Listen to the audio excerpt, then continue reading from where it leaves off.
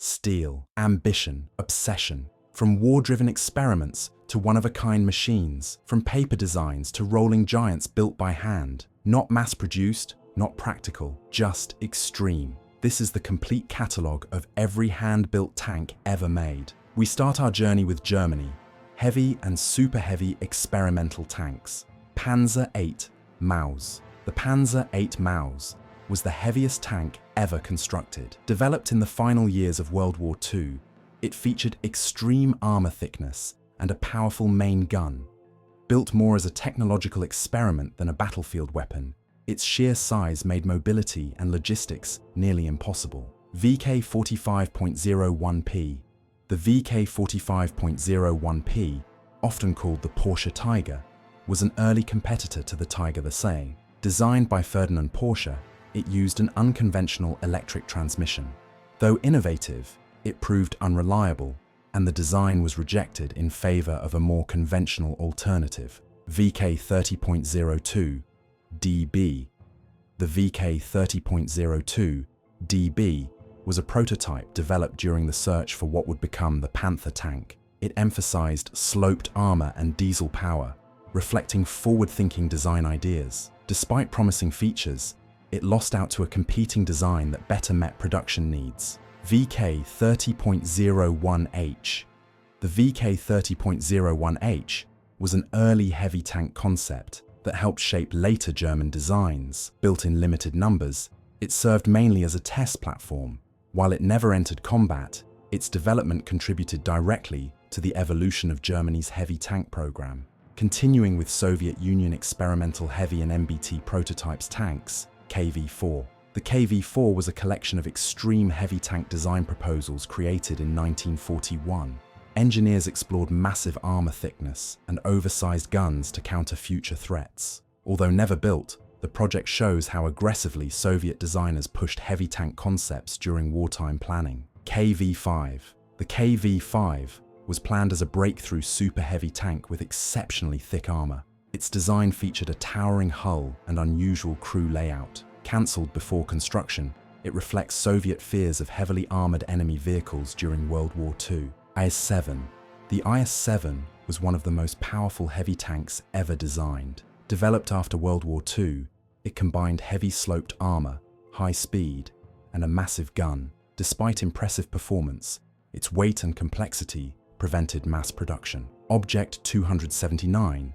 Object 279 was engineered to survive a nuclear battlefield. Built in the late 1950s, it used a unique 4-track suspension and rounded armor to resist blast effects. Only one prototype existed, making it one of the most unconventional tanks ever built. Object 277. Object 277 was designed as a fast, hard-hitting heavy tank during the transition to main battle tanks.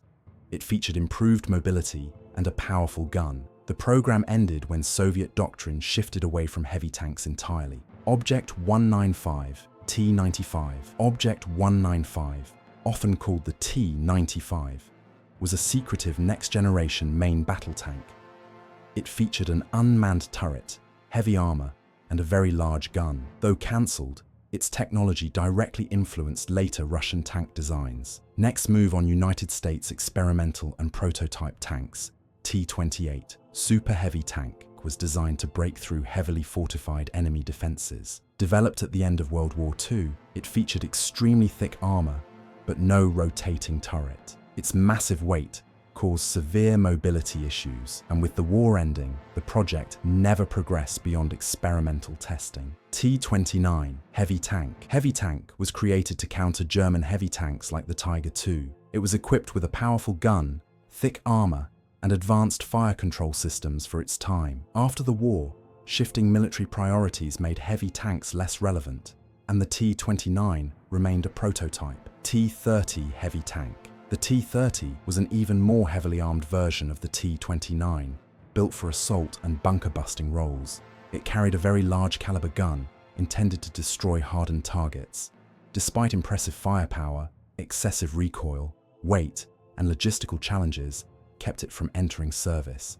T-95 medium tank. T-95 medium tank was an experimental design used to test new armor layouts, gun systems, and automotive components. It served primarily as a technology testbed rather than a frontline vehicle.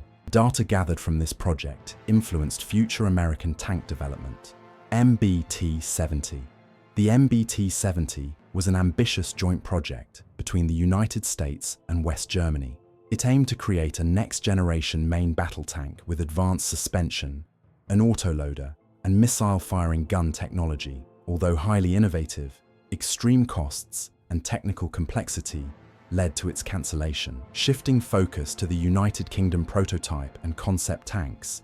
TOG-I.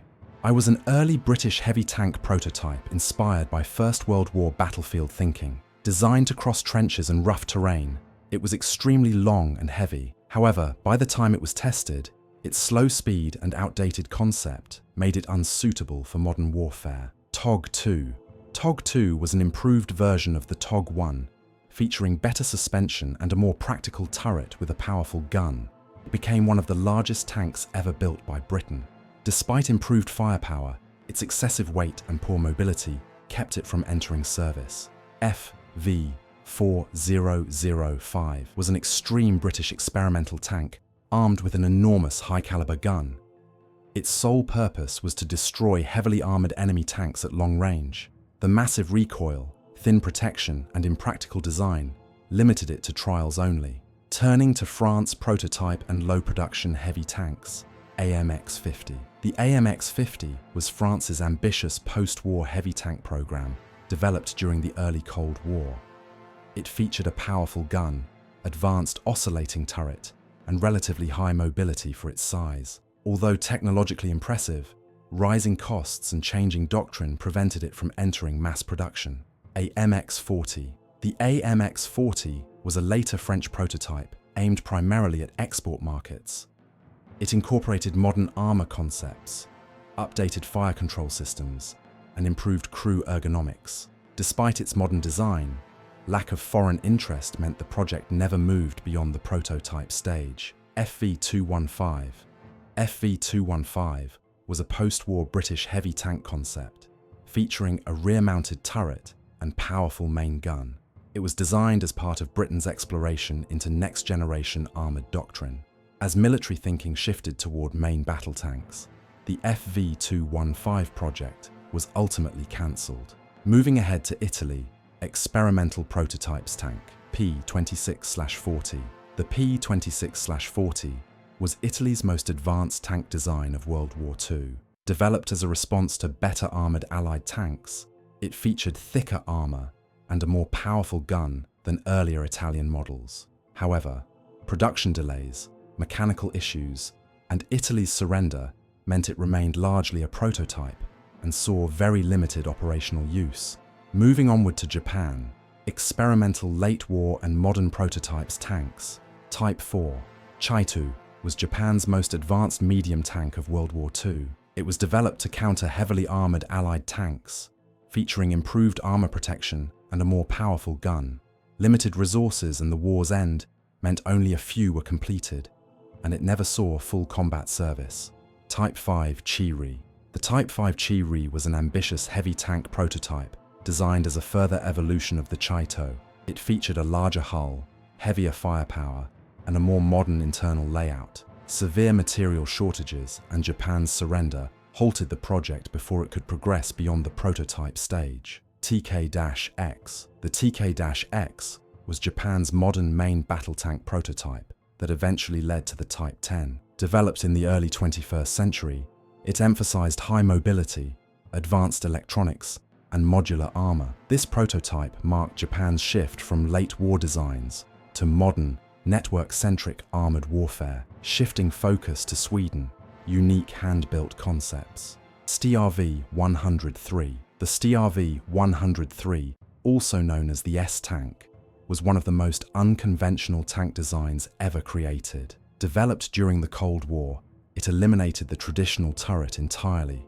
using a fixed gun aimed by suspension and hull movement. This design gave it an extremely low profile, optimized for defensive warfare and ambush tactics. UDES-03. The UDES-03 was a lightweight experimental tank concept designed for rapid deployment and hit-and-run combat. It featured a very low silhouette, minimal armor, and an adjustable suspension system. Built as a technology demonstrator, it reflected Sweden's focus on mobility, concealment, and defensive innovation. Finally, we arrive at Switzerland, indigenous prototype tank, Panzer 58. The Panzer 58 was Switzerland's first domestically developed main battle tank prototype. Created during the Cold War, it combined Swiss engineering with proven Western gun and fire control systems. While produced in very limited numbers, it laid the foundation for Switzerland's later indigenous tank programs and marked the country's entry into independent armored vehicle development.